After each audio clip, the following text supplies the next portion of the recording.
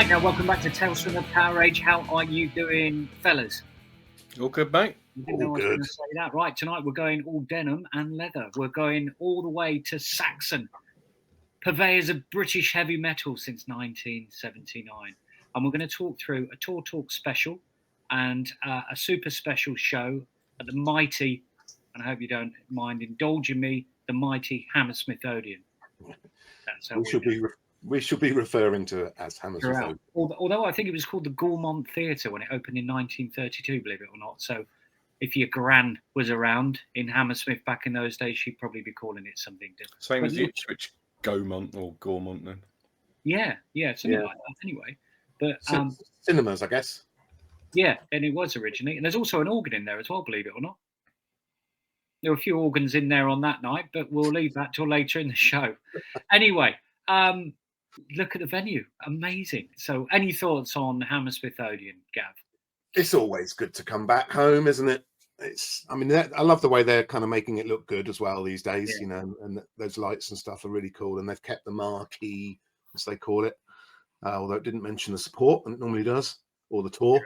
Yeah. But it's just great. It's so iconic, and it so many album covers, so many videos have been shot there. You know, bands love it.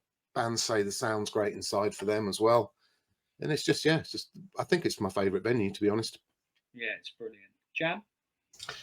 It's just legendary. I was at a gig down the road the night before this at the Shepherd's Bush Empire, and I drove past the Levelers. They were awesome. But I drove past kind of on purpose to go home via, the Hammersmith flyover, and it was just kicking out from a young person's gig, and it was just buzzing. It looked great. I think the fact they've opened it up for the standing downstairs gives it that bit extra, because it fits, like, is it 5,000? It fits with standing. Deal, you're good on That was upgraded from 2003. Up until 2003, it was 3,500. Yeah. So interesting. But it's good that the young people now, I think the next generation, are getting to see that this is a cracking venue, and they're obviously making an effort. It looked really good, and it is just iconic. Brilliant. And Gaps, any thoughts on the mighty venue? Yeah, as Gav said, it's probably my favourite venue, along with Oxford Apollo. Just remember going there in the 80s and not having to worry about those barriers that were in the way there, and you have to go around that queuing system that you have to do now, and that's a bit of a wind up these days. You just all sort of rocked up to the doors and queued there and just made your way in. You could even park right next to the venue back in the day under the flyover, which was awesome. But I mean, look at it though; it's just fantastic, superb. And you go around the side and go behind and meet the bands sometimes. Yeah, stage door. Yeah, that's true. I wonder if the queuing's on the back of the that disaster at the Bataclan in Paris, because it's quite heavy security, isn't there? As you go through metal detectors and stuff, which certainly we never did back in the day, did we? We just rock up to one of those doors and off you went. I'll tell you what you can watch if you want to see what it used to be like, is the beginning of the Anthrax video that's filmed there, because they show the crowd piling in. We're probably in it. Yeah. But, that was because it was just people in denim and leather, and in that case, stupid Bermuda shorts, just piling through the no readmission signs. It must have come in a lot earlier than that, because me and Jam went to see Alterbridge there in 2010, and they had that queuing system there. So that's 15. That's 15 years ago. So. Yeah, they had it for DC for that special gig I went to, but that was because it was DC. And that was the first night of the new capacity, interestingly, Gav. The AC/DC show. Yeah, so that was a pretty good idea, wasn't it? Yeah, so maybe that was it. So maybe we've answered our own question. Yeah. For any nerds out there that like a bit of comedy, there's a really interesting bench, literally no further than about 100 metres from Hammersmith Odeon, which we all loved, Aid Edmondson and Rick Mail, called Bottom. And me and Ballo, we went and had a few pictures at the bench prior to a few beers and the gig. So if you get an opportunity to do that, it's hidden away right in the middle of what seemed like a bypass with all the traffic and stuff going through. But it's definitely worth popping and having a look and getting your photo with it. So we'd organised a bit of a meet for any of you guys that watch us on the show regularly. We put some notes out on socials to say, if you want to come and join us for a beer, and we met loads of you, which was amazing. We didn't get an opportunity to get a picture with everybody, But here's some of the photos. So, Jam, I think you know who some of these guys are, don't you? Yeah, no, it was great. And when I look back at this, it brings the memories flooding back from the afternoon. Got to say, the pub we were in turned out, I think it's the busiest pub I've ever been in my whole life. It was absolute madness. It looks brilliant. It was amazing, wasn't it? And it was just Saxon dudes wall to wall. It's fantastic. Great atmosphere, really friendly. And yeah, I mean, top right there, as you look in, you got for us four with Gary. Irish Gary, as we like to call him, great fella. Thanks for the beer, Gary. Yeah, much appreciated. Like we needed it. And then bottom down the bottom there, a great friend of us. He was an original band back in the 80s. That's Hugh, bottom centre. Hugh there next to me with the glasses, and Gary kindly standing in for our old guitarist who couldn't make it, unfortunately, Pete Parsons. So that's brilliant. And you made friends there on the up top left there, Gav. Drumming fraternity. Yes, yeah, we got Welsh Johnny. He was a great lad, top lad. Yeah, full of beans, full of enthusiasm. Came on his own from Wales. Yeah, following the band around quite a bit. Massive Saxon fan, but also a drummer. So we had a lot to talk about. In fact, we talked for blooming ages, and we've carried on since as well. So he's a top man. But I know he's looking forward to this episode. So this one's for you guys. Shout out, and the embroidery on that jacket is just on a different level. It's absolutely amazing, isn't it? I mean, the Saxon, there's a shaded parts and the eagle. So the picture doesn't really do it justice, but it's absolutely fantastic. If you want your jackets done, we can hook you up for a large fee. All done by his own fair hand. Yeah. And we should probably shout out Saxon George as well in the bottom right-hand corner as you're looking at it. So hi, Saxon George. And some of the other guys there in Hammersmith Odeon, at that point, we were suitably inebriated. So apologies for not remembering your names. Put it in the comments if you watch this. Yeah. But if you we don't mention you, then put it in the comments. We'll mention you next time. How about that? Yeah. And there was another mystery guest in the car park when you got home, Gav. Is that right? Actually, in the very heavy metal M&S at the station, I got accosted by another Ailes from the PowerAge fan who hadn't actually been to Saxon, but he spotted my sweatshirt hoodie, and he was a big fan of the pod. So that's M&S Dan. Cheers, mate. Good to see you. He went away happy with a badge. But yeah, it's so lovely to see you lot. We really appreciate it. And we're famously poor at getting photos. We never think. I suppose it's a generation. We never remember to take a photo of each other, do we, or selfies or anything. So for us to get that many of you guys on here, I'm just sorry that we didn't get photos with everyone, because again, we just don't think of that. So if we did bump into you, if we did chat with you, then nice, thank you, and look forward to the next one. I'm just thinking it's a good job we didn't have mobiles 30 years ago, because I'm guessing many of those photos wouldn't have been appropriate enough to share on anything that we're doing now. Right, and another shout out that I wanted to make was on a good friend of ours and a good friend of the pod, and please, hopefully I say this right, Jesus, from the Basque Country in northern Spain. And they have also got an amazing pod, which is called Talk Too Much, which is predominantly around AC/DC.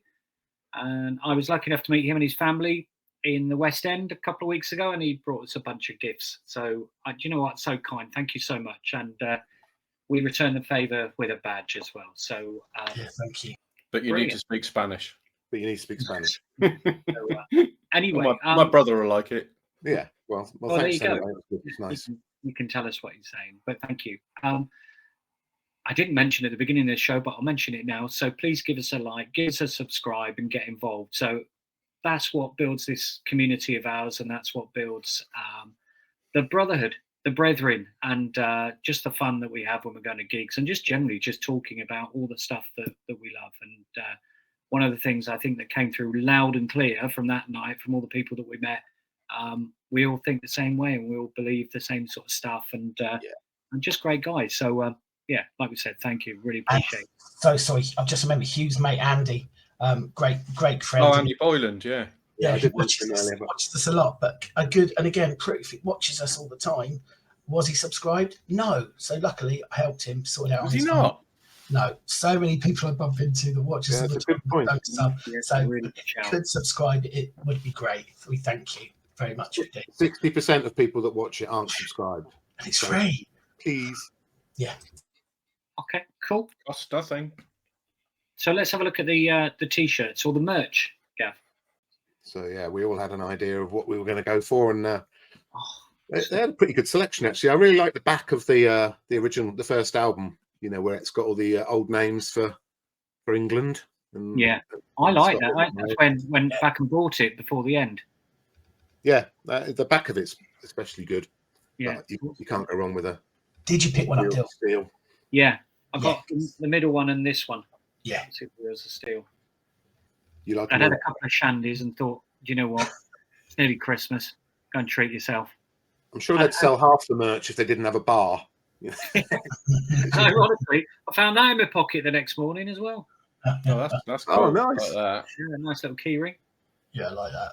Yeah, there you go. Strong arm of the law. Jeremy's birthday sorted out. And a great shout out. I mean, the t-shirts. How much? Sorry, that were they 35? They were 35, weren't they? Deal the t-shirts. Yeah, I can't remember. I think they were 35, and often now. Yeah, which is cheaper than a lot of them that we Yeah. go through these days. Yeah, I think that's a great shout. I think that's brilliant. It's a great shout out. I mean, on the website they're 30. It's just obviously the cut that goes to the venue. But really strong merch, lots of it being bought and decently priced in my opinion. So fair play Saxon as usual. Yeah. it's a good point that, Jan, actually, because although we moan about the price of merch, something that's changed from when we were going to gigs as youths to now is that venues take a percentage, somewhere between somewhere between none if they're good and 25-30%, which is a hell of a lot of a take on a t-shirt. So when you're slagging off your band for 40 quid t-shirts, a lot of it's not their fault. Yeah, it's a good shout, but brilliant stuff. And actually, if you go online, check out the grab bags as well. I've not bought one, but I think, and don't quote me on this, I think you can get 3 t-shirts and a sweatshirt for like £30. So they're 40, I was looking at them today. Yeah, I did a Saxon one a few years ago. They're £40. Yeah, and it includes up to 3 t-shirts, a hoodie or a sweatshirt, and 2 incidental items, which I nearly pressed the button today. But for 40 quid? Yeah. Where's that? Where's that? We get one of them as well. Yeah, Saxon's website. They do got some great merch on there. I visit it far too often, but yeah, fair play, support the band. 4 garments for 40 quid. Correct. Yeah. That's unreal. Including a sweatshirt in that as well. I'll be on there after this. T-shirts. Yeah. That's nuts. So I need more cupboard now, not more t-shirt. there you go, Saxon. We won't take a percentage. We're not doing Hammersmith. We will not take a cut of any additional merch sales you get on the back end. So we all agree the t-shirts were great. They look brilliant. We went into the venue. We caught just a bit of the end of Balls to the Wall, I think, from that album. So it's probably not fair to really comment on the support for the night. But does anyone want to add anything? Well, before we went in the venue, we had a little chat outside. Did you want to? Yeah, let's give it a go. Run VT, Gav. Yeah, well, we've already mentioned that we were well lubricated, so please forgive us.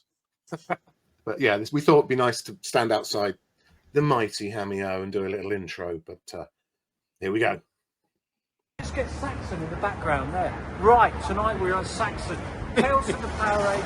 We've been watching this band for ever. 40 years. 40 years. You couldn't make it up. We are so looking forward to it. Any thoughts, guys? Can't wait. It'll be amazing. Right, top on guitars. Smash it. Kill it. Let's go. Metal, Hammersmith Odeon. Home of metal. Let's find the carsy, shall we? Yeah, let's go. Come on.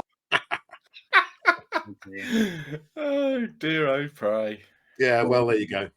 We'd had a nice afternoon, hadn't we? So, Indeed, we had. so a couple of shots from the band. So we got a reasonably good space. And one thing I would say, we talked about the capacity of the venue, which is huge, really, for a theatre. But it was really full, wasn't it? I mean, I've been to. Do you know what I was really surprised at? Normally, you get outside if the Saxon, the sold out sign. I'd seen Godsmack there a few months earlier, and it was sold out do you know what? It felt like there were more people at Saxon than that. So I don't know. Just who knows? Maybe that's how they make up the merchandise shortfall. There was a lot of people there, but I still found it really easy to get out to have a wee and go to the bar and get back to your original spot. It was decent. Really liked it. The great thing with the setup of Hammy O is that it has got a great rake, so you can actually stand back, and there isn't a bad view downstairs, and it's great. We always say one place you don't mind being in the circle is upstairs, because you get a good, you can get a good view from upstairs. But downstairs with that rake, it's really great.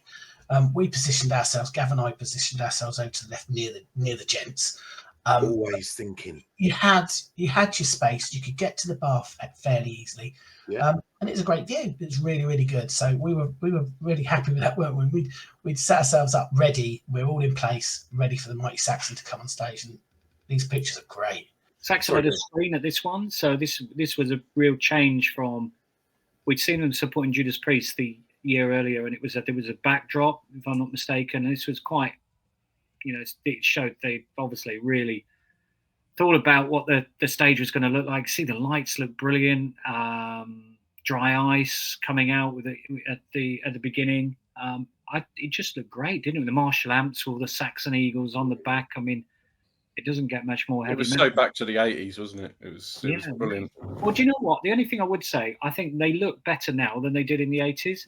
So they've gone back to what they looked like, denim and leather, wheels of steel time. And I think they look brilliant. Yeah, it looks great. But I think the marrying of the 80s vibe, the 80s attitude with the light show, because you don't always get, often Gav's one speaks a lot about the screens, the screen usage and screens. It really did. They did seem to pull it together with a light show as well.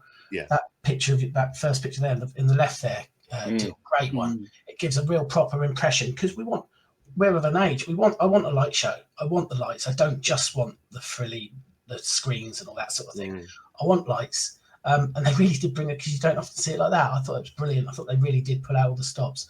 I mean, not no spoilers, but they didn't have an eagle with a load of lights on. That would have just been Dream City. But the next best thing, I thought it was really good. They referenced their first ever performance at Hammersmith Odeon. It was shared by I'm giving it away now, by Motorhead on their socials earlier. Not long after the show, that Saxon had paid tribute to their first ever gig at Hammersmith Odeon, which of course was on the Bomber tour with Motorhead. So they had the tour dates with Hammersmith Odeon, and that was overlaid over the Saxon logo with Motorhead Bomber tour, which is pretty cool. 27-28 of November. He notices there's only 2 days off in the entire tour.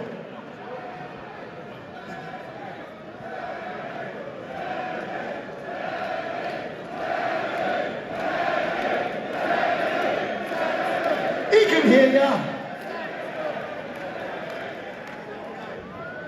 We played this song on that tour. It's called Back to the Wall. Took a quick video of inside as well, just before they came on. Look, let's have a look if you've never been there before. When you see a lot of photos from the stage, you'll see like the recognisable bits on the balcony and the light at the top there. It's iconic. It's one of the biggest circles in the country as well, isn't it? It's enormous, a circle. Yeah. I think the circle holds 2,000. I think it does. Yeah, amazing. There's some of the shots from the gig. We've given you an overview of Hammersmith Odeon. Let's have a look at the set list, shall we? Yeah. So, Jam, do you maybe want to explain what the plan was for the night? Because it was heavily advertised, wasn't it? What they were going to be doing, but it was going to be the last. It was going to be this tour. Was going to be the final full album run through Wheels of Steel. And for those people that and for those people that are into that particular album, it's great news. So, you've got the newer one, nice, the Record Store Day one. So set up, it was going to be Hellfire and Wheels, as you can tell by it. And I think the great thing, I'm not usually a great fan when someone does a full playthrough of an album. But I thought this is fine, because Wheels of Steel isn't that long. So I knew it was only going to be 33, 35-ish minutes, or however long they wanted to take over Wheels of Steel. So you know it's not going to be the whole set. You sometimes get a whole album and they do B-sides, and then it's literally just a couple. But it felt like a really good mix. For me, Hellfire and Damnation and Carpe Diem, they're in those 2 latest albums are in my top 5 Saxon favourite albums ever. So whether it's recency bias or not, I don't know. But I thought the mix of songs on this set list I thought was brilliant. How you pick a set list from 20 odd studio albums when you're playing a full album of Wheels of Steel. But it felt like it seemed to go down brilliantly. And yeah, I just thought it was superb. Power and the Glory, Sacrifice, songs that you might not have expected in there, I thought were superb. Power and the Glory was immense. Really well, yeah. And they had a few new ones sprinkled in, Yeah. apart from Hellfire, Yeah. Guillotine. I mean, if you look from Heavy Metal Thunder, then right the way through the Wheels of Steel album, absolutely amazing. It's brilliant. I think you're right. I think it's 32, 33 minutes, isn't it? The album length, which would have been padded out with a 17-minute Wheels of Steel in olden days, with all the singing back, the crowd singing back, etc. But there's a couple of great tunes in there, which you don't always hear. See the Light Shining as an example, absolutely brilliant. Susie Go, Odeon, yeah, me too. Deep cuts of Saxon and Street Fighting Gang's brilliant. Yeah. Stand Up and Be Counted's brilliant.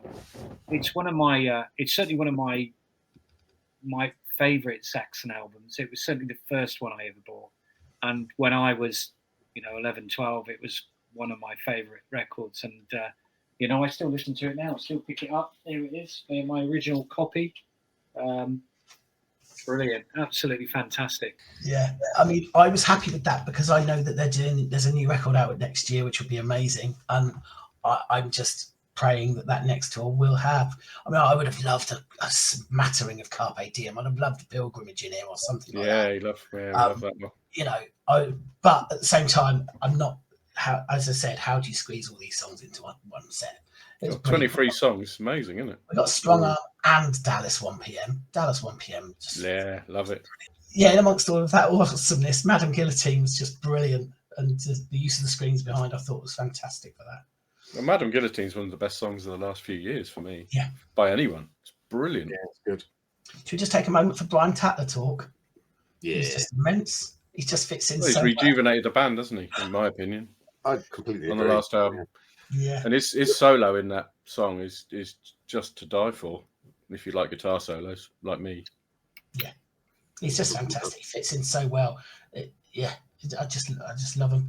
We're watching a band that's only got one original member. It just doesn't feel like it because of the evolution. It's been a real evolution over the years. But Nibs has been in there for like 80 years, hasn't he? Correct. And Doug, things happened when Doug Scarrett came into play. Things went in a fantastic direction. So it just feels like it's just come together, and I just love the way that they are now. There's such a together band. Absolutely love them, and it was so great. I know we spent a lot of the night talking about Biff, and especially afterwards. Biff was outstanding. He was superb, wasn't he? He really was. And the vocals were really, really loud for a change for gigs that we go to. Certainly for me in recent years, where the vocals tend to be a bit quiet. You could hear everything from his vocals. It was superb. I thought he sounded better on this tour than he did supporting Priest. Yeah, I agree. Yeah, totally agree. And he was great then. Considering he's had health issues, you just didn't notice. You wouldn't have known. And that was the other thing. So happy to see him looking so well, so healthy. And he looked happy. And loving it. Yeah. And sounding, and a shout out to the sound, whoever does the sound, you could the reverb, echo, whatever you want to call it on his mic, so good. And he sounded fantastic. And the conversation, the chat he was having with us as a crowd throughout the night. Dil, you mentioned that Bomber advert that came out. Great. I think everyone was, we were enthralled. He was just holding us in the cup of his hand. He was just chatting to us like mates. It resonated. It was so good having him talking to us. I must admit, I think I said to you, Gav, afterwards, I felt really honoured to have actually been at this one. It felt a real honour, great pride for them for us to be there, for them to do this gig for us. It worked a little bit Hammersmith as well, didn't it? Just layer upon layer of good. Yeah, absolutely brilliant. And actually, if you think, you can see why Biff's looking so happy, because they really are the comeback kids, aren't they? So 100%. 15 years ago, they were playing the Cocoa Club in Camden.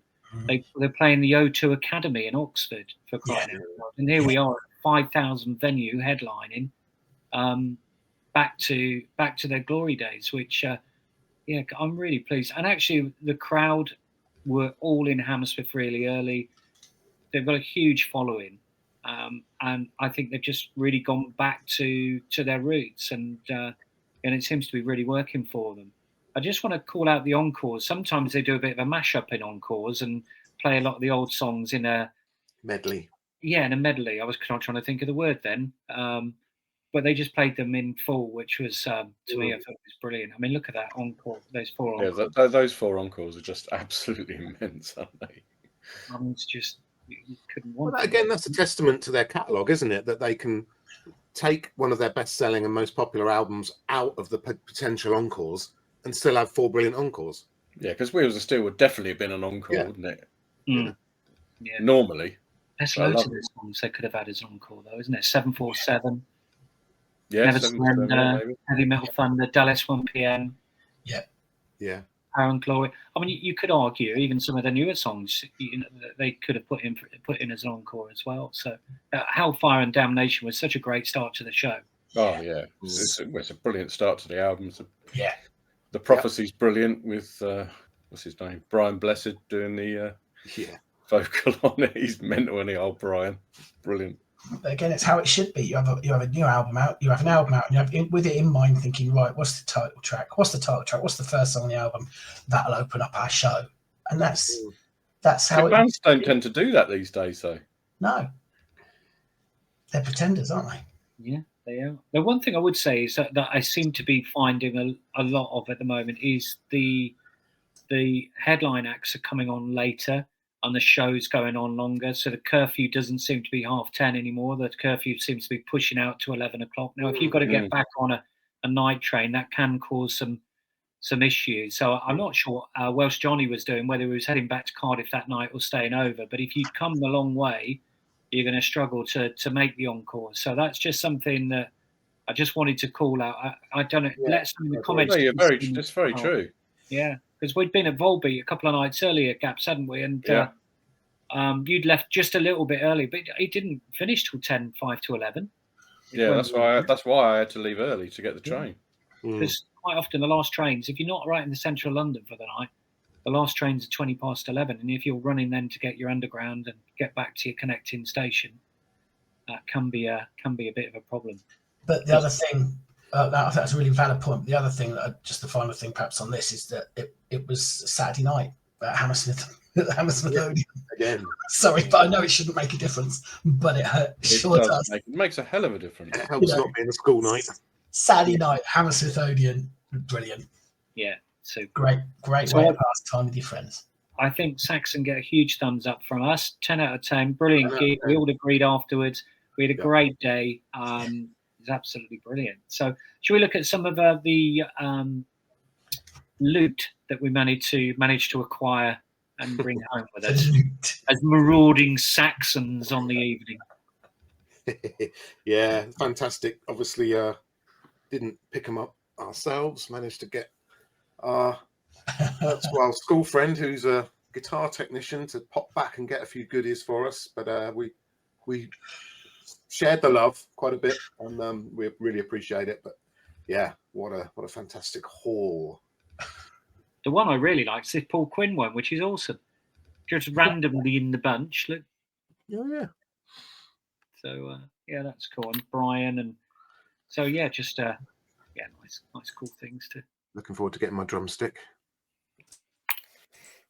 Yeah. Yeah, me too. But again, Paul Quinn, because of course he came on at Sheffield. Yeah. Showing again, I know we're talking about Brian and how fantastic he is. Nothing against Paul Quinn, obviously, because he's a fantastic guitarist and has been fantastic for however many years with Saxon. But just it's come a time in his life when it wasn't right to still be touring and going all over the place like the rest of the band. So it's great that he got to come on at Sheffield. Really brilliant. So really pleasing. So yeah, great to get one of his picks. We've not mentioned Nigel yet. So any thoughts on Mr. Glockler? Oh, just always amazing. He's always delivers the goods, inspirational drummer. From my perspective, grew up listening to him, both with Toyah and with Saxon, and he was awesome, obviously, in both. Yeah, he's just original. He does a lot of original stuff, still does. Executes it brilliantly for, an older gentleman.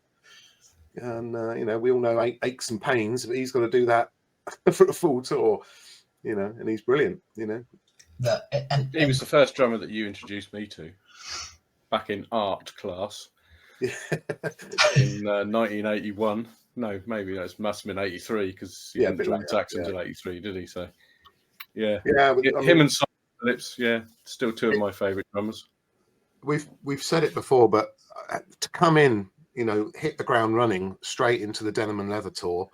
He didn't play on the album. He had a ticket to go and see them anyway in Brighton, and just to step in and suddenly be doing double bass drumming and like pure metal drumming out of the gate, with a couple of months probably to prepare, maybe less, and it's just incredible. Yeah, when he played with Toyah previously, so yeah. I mean, he did do a lot of inventive drumming and a lot of cool fills, but he didn't do double bass drumming. No, I don't think he'd been in a metal band before, had he? I don't know, actually. No, possibly not. Hit us in the comments if he had, please. Yeah, I don't know pre-Toyah. I mean, he must have been bloody young. But again, Nigel, he's had his own health condition. It's great to see him looking so well, and clearly you can't get away without, really putting it in drumming for Saxon. He sounds amazing, well. And again, it just makes you really thankful. It does for me. I follow a lot on his socials and that because I love seeing what he's up to. Because I'm not a massive drumming fan, but I think he's a fantastic guy, and I love seeing what he's up to. Yeah, he's an awesome fella. So, really brilliant. Yeah. And great to see his family. I think his daughter was there as well, wasn't she, on the evening? Yeah, that's right. Yeah. Great to see. I love all of that. That's brilliant. Anyway, so that was Saxon. So hopefully you enjoyed our memories from that evening. And like I said, if we managed to catch up with you on the night, thanks for coming over and having it. Thanks very much. Yeah, cheers. Now, we also have a sister channel, which is called Tales from the PowerAge Live, where we always share a couple of videos from the gig. And individually, we take one max and get those shared. You'll be glad to know there are a couple of videos from this gig. So Gav took Stand Up and Be Counted, I think, and I got Hellfire and Damnation. And there's a couple of little shorts on there as well. So check them out. So if you're not sure what it was like, or if you're wondering whether to go and see Saxon next year when they come back, when they release their new record, check them out, because I think that will certainly give you the confidence to fork out and buy a ticket and go. So lots of other stuff on there as well. So we've probably got in excess of, I don't know, how many's on there, Gav? Over 100, 150 videos now, probably? Yeah, it's a decent library, but it's a completely separate channel, so completely separate subs, please. Subscribe for free on that as well. Yeah. And 3 million viewers can't be wrong, so you're missing out if you haven't been there. So that's a live video. Let's just explain where else you can catch up with us. You can on Facebook, on Tales from the PowerAge. We're on X, on TFTPA. We're on TikTok, keeping it real and down with the kids. So we just upload some of our shorts on there just to let them know we're still alive and kicking. We're on Bluesky. We're on Instagram on Tales from the PowerAge. If you wanted to buy some awesome merch, which we have, you go in. There's some brilliant stuff, and it's very good value. So and really good quality as well. And really good quality, yeah, which is not always the case, right? So we've got a brilliant supplier who does this merch for us. So check it out and go and give it a go. Jam's go. I need to keep talking so we can get through Jam's Saxon collection. It's only the latest. I'm saying the latest. Oh, okay. If you want to find out a little bit more about us, you can online at www.talesfromthepowerage.com. One of the comments, or a lot of the comments we were getting the other night, you guys are so lucky to have known each other so long. Yeah, we are. Sometimes it doesn't feel like that. I think the majority of the time it does. We're really, really good mates. We're all in contact all the time. We've got a shared passion of heavy metal and hard rock, and we've had that for 45 years. So we're very, very lucky, and I think we take that for granted as a group a lot. And so for all the people that keep coming and telling us how lucky we are, thanks for reminding us. It's awesome.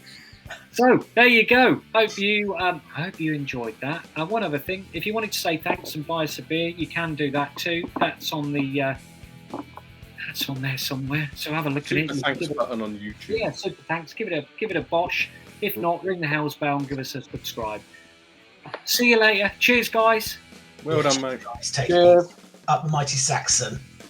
Let's